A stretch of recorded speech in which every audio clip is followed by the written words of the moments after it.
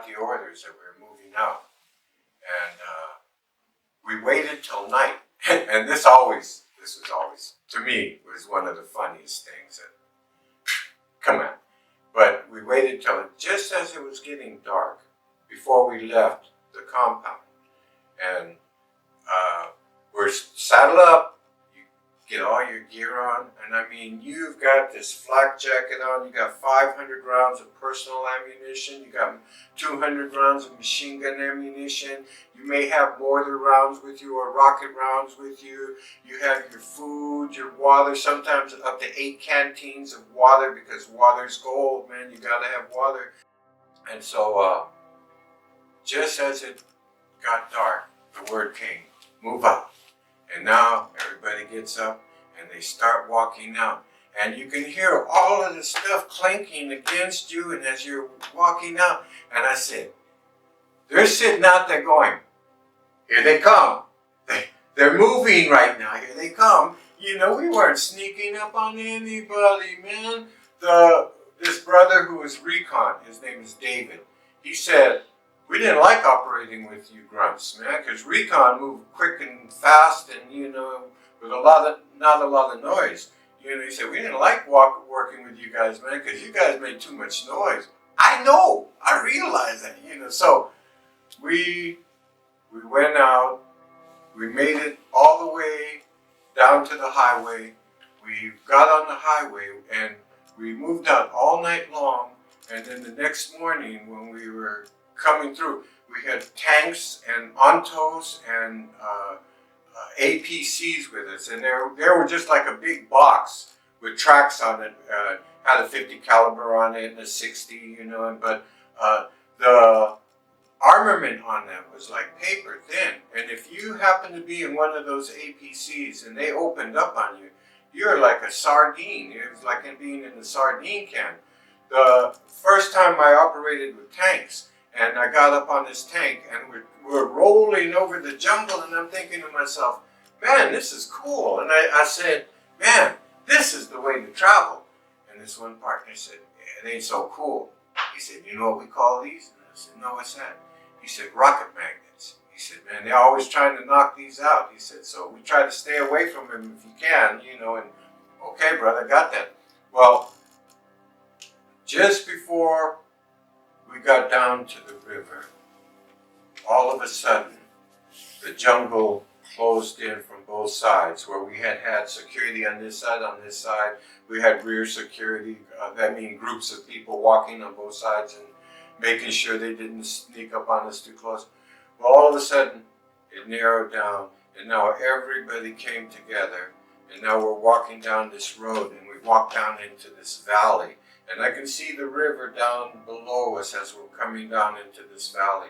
And then we get down to the valley, and we find a series of bunkers all down in this, around the river. And it's like, oh shit, so they're sending in tunnel rats in and engineers. And then it was already getting late.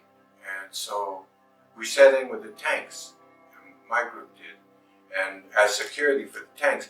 And the tanks were cool too, because they had extra sea rations on them, they had extra water, they oftentimes had alcohol and other things, you know, that you might want. So that was cool, because they could carry it.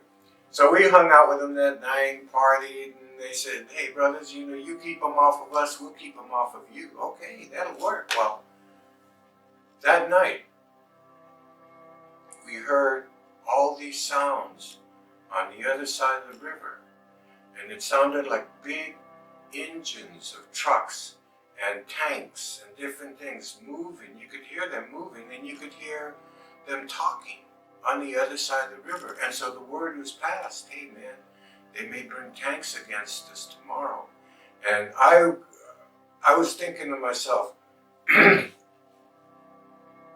I've seen what our tanks do against them, against the enemy. I can't imagine tanks coming against us, you know. And so it was like everybody was on high alert. We didn't sleep. Nobody slept that night, you know. Well, the next morning, just as it's getting light, it happens to be my squad leader's birthday, James Murner from Alabama. James, he says, we call him over, hey James, man, come on.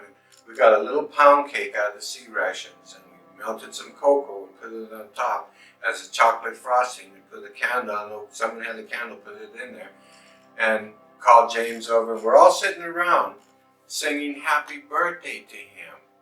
And just before, I always imagine in my mind, they're out there watching this, you see, and they see us doing this little bit, and they say, wait till he blows out the candle, okay, you know it. So we're just getting ready, and James blows out the candle when the first rocket rounds start coming in. All around us. Then the mortar rounds start coming in. You know, then the engineers had just put these satchel charges in these bags of explosives in the bunkers that we had found after they had checked them out and everything, and they were going to blow all these bunkers. Well, they pulled the pins on them and they yelled, fire in the hole! And that's when they hit us. Like I said, they were watching us. They knew what was going on. Some of the men ran and jumped back into those holes, grabbed the satchel charges and threw them out so that they could use those holes as fighting holes in case they came against us right away. Well, then the word came, move out, move out. And there was the hill we had come in down into the valley now was like that, and they said, run. They don't say retreat, men, retreat. They say run. Everybody started running. You throw everything off except your ammunition and your weapons, the things that you can carry, because you're running for your life. And that's what most of us did. I remember as I'm running up the hill, I see different items that people had just thrown off, and we're going for it. Well, the battle raged on all day. People getting hit from all sides, man. They had surrounded us. The way we walked in, they had already dug in emplacements on both sides of the roads where the road narrowed down like this, and it caught us in the crossfire.